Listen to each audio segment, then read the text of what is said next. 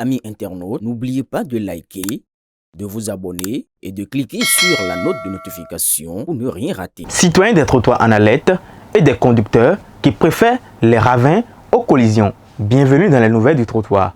Au menu de cette semaine, nous avons 3 voleurs qui abandonnent un tricycle flambant neuf et leur propriétaire enfermé dans une chambre, un repris de justice libéré par grâce présidentielle et qui retourne en prison, un camion-citerne qui évite un accident pour en provoquer un autre et une tisserande qui survit à une chute de 10 mètres dans une fosse septique. Sortez vos grâces présidentielles ou vos mouchoirs, ça va secouer. On démarre cette semaine à Dogbo avec les voleurs qui enferment le propriétaire et oublient les clés. 3 malfaiteurs s'introduisent chez un propriétaire de tricycle à Adidé-Faux. Ils l'enferment dans sa chambre avec un sommier, volent l'engin, mais ne peuvent pas le démarrer sans les clés.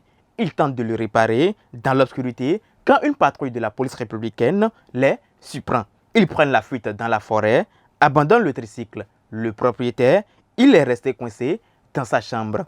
À Dogbo, les voleurs sont organisés, mais pas assez pour prendre les clés. À Alada, la grâce présidentielle qui ne dure pas très longtemps.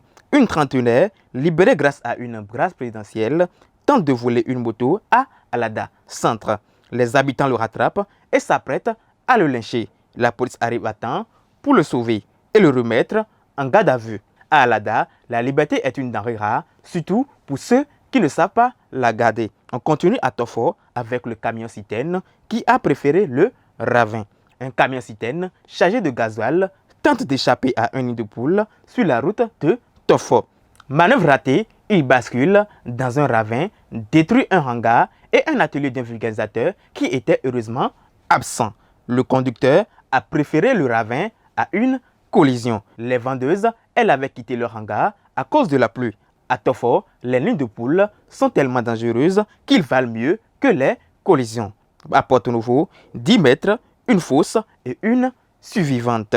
Une tisserande de 46 ans tombe dans une fosse septique à Porto-Novo. La protection civile intervient, l'extrait vivante est consciente.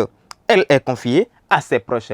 Une chute de 10 mètres, mais elle s'en sort. Les fosses, elles restent toujours dangereuses. À Porto-Novo, 10 mètres de chute ne sont toujours pas fatales, surtout quand la protection civile arrive à temps.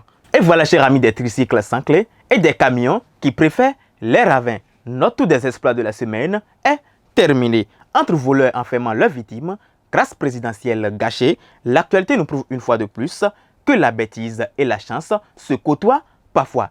Quel fait mérite le titre du chien écrasé de la semaine? Donnez votre avis en commentaire sur BLTV.